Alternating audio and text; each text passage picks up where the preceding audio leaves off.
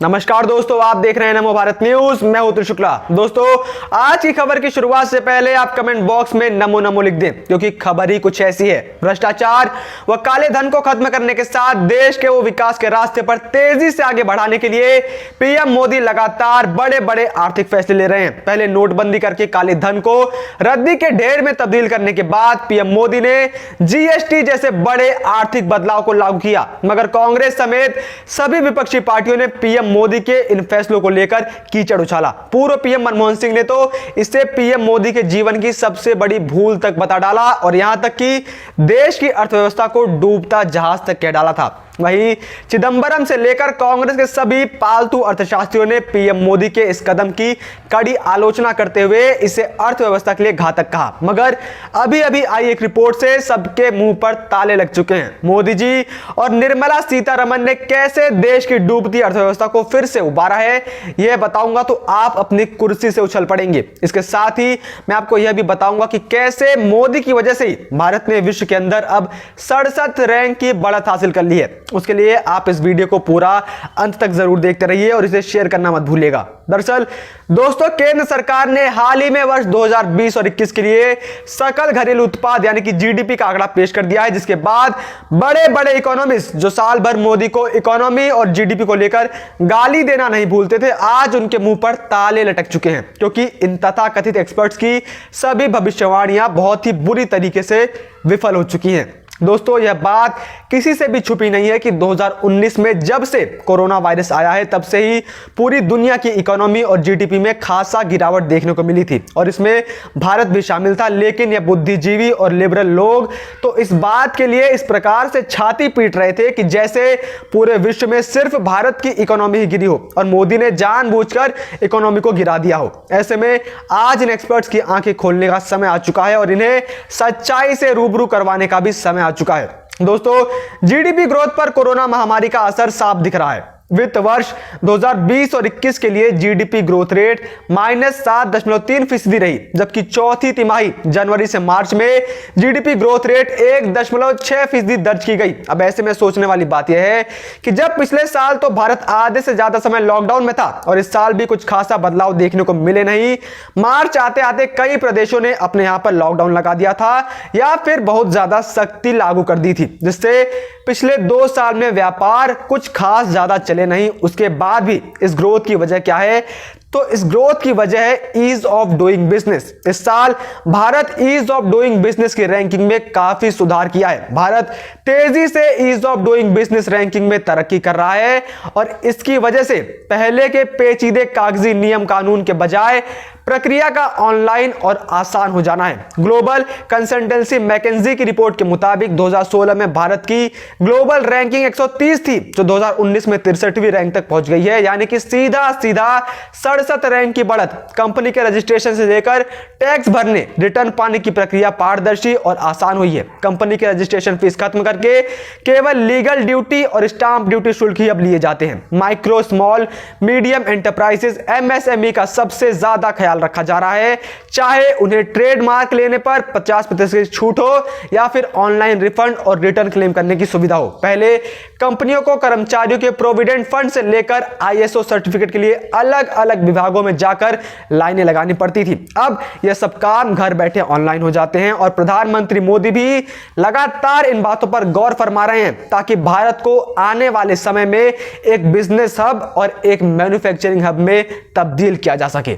प्रधानमंत्री मोदी ने इस क्षेत्र पर ध्यान दिया और मोदी सरकार ने भारत के अंदर बिजनेस करने की रियायतों में काफी ज्यादा छूट प्रदान की, ताकि जो भी भारत के अंदर बिजनेस करना चाहता है उसके लिए चीजें आसान हो। उसी वजह से बहुत से बिजनेस लॉकडाउन में घर से शुरू हुए और यही नहीं, मोदी के डिजिटल इंडिया प्रोग्राम में भी इसमें बहुत ज्यादा मदद की, क्योंकि डिजिटल इंडिया के तहत ही आज देश भर के गांवों में भी इंटरनेट की सुविधा पहुंच चुकी है और लोग आज के समय में गांवों में भी बैठकर डिजिटली अपना अपना व्यापार चला पा रहे हैं और इसीलिए वो भारत के बिजनेस को बढ़ाने के लिए लोकल फॉर वोकल आदि जैसी नई नई स्कीम लाकर इन बिजनेसेस को बढ़ावा देते हैं और उसी की वजह से आज भारत ऐसी महामारी के समय में भी एक पॉजिटिव ग्रोथ को हासिल करने में कामयाब हो पा रहा है। आंकड़ों की बात करें तो राष्ट्रीय सांख्यिकी कार्यालय के आंकड़ों के मुताबिक पूरे वित्त वर्ष यानी FY21 में जीडीपी ग्रोथ रेट -7.3% रही, जबकि खुद केंद्र सरकार ने इस साल फरवरी में पूरे वित्त वर्ष 2020-21 के दौरान जीडीपी में